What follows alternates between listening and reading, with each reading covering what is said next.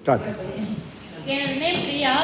ஆக்சுவலாக நான் ஃபஸ்ட்டு இது எடுக்க ஆரம்பிச்சதுன்னா நம்பிக்கையே இல்லாமல் எடுத்தது.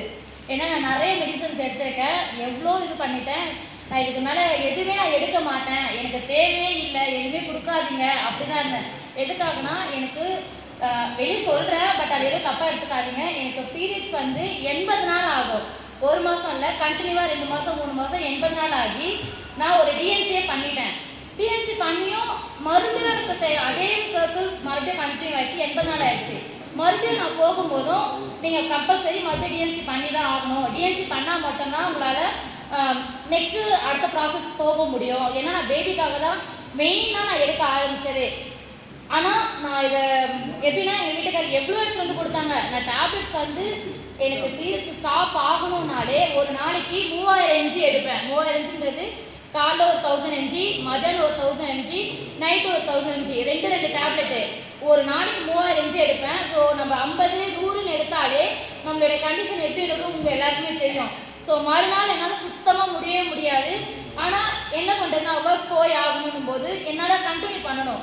ஸோ நான் கம்பல்சரி நான் டேப்லெட் எடுத்தால் மட்டும்தான் எனக்கு ஸ்டாப் ஆகும், இல்லைன்னா ஆகவே ஆகாதுன்னு ரொம்ப இதுவாக இருந்தேன். எனக்கு டிஎன்சி பண்ணிட்டாங்க, நான் போகிறேன், மறுபடியும் பண்ணுறாங்க. இதுக்கு மேலே நான் எடுக்கவே மாட்டேன், எனக்கு எதையும் நீங்கள் எடுத்து வந்து கொடுத்துறாதீங்க. ஏன்னா வந்து இருக்கிற எல்லாமே நான் எடுத்துட்டேன். இங்கிலீஷ் மெடிசனும் எடுத்துட்டேன், சித்தா சொல்கிறாங்க அதுவும் எடுத்துட்டேன், ஆயுர்வேதம் எல்லாமே எடுத்தேன். எனக்கு நம்பிக்கையே கிடையாது, ஒன்றுமே முடியாது.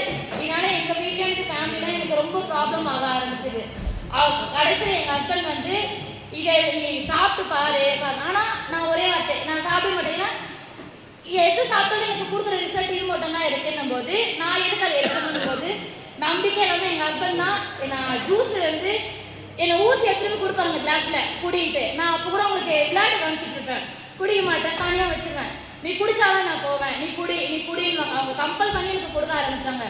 நான் இது கொடுக்க ஆரம்பித்து எனக்கு டே 3 எனக்கு ப்ளீடிங் வர ஆரம்பிச்சிது.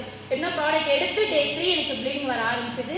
ஆனால் நீங்கள் சொன்னால் நம்புவீங்கன்னா நம்ப மாட்டீங்கன்னு தெரியாது, எனக்கு அந்த மந்த்து வெறும் 6 நாள் தான் ஆச்சு எனக்கு. ஆனால் எனக்கு என்னன்னா ஏதோ ஒன்று உள்ளே போயிருக்கு, அதனால தான் நம்மளுக்கு இந்த மாதிரி இருக்கு. ஸோ நம்ம நெக்ஸ்ட் மந்த்தும் இதே ட்ரை பண்ணி பார்ப்போம்.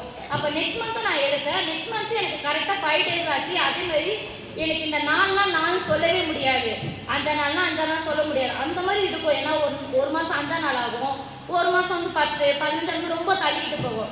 ஆனால் இப்போ கிட்டத்தட்ட ஒரு 6 மாதமாக நான் சொல்கிறேன், எனக்கு அடித்து சொல்லுவேன். 6 மாதமாக எனக்கு கரெக்டாக டேட்டுக்கு ஆகிக்கிட்டே இருக்குது.